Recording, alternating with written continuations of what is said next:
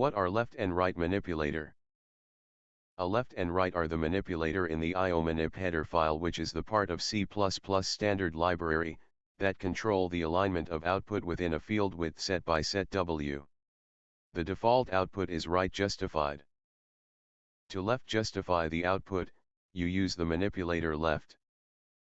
The values are padded when the output is shorter than the specified field width. What is the syntax?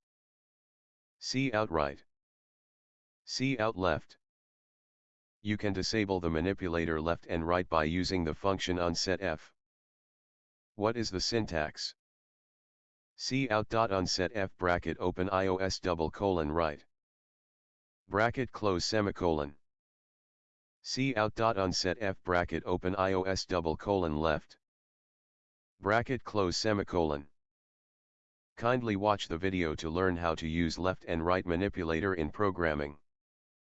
It will help you fully understand the syntax and how each manipulator works. The link is provided in the description.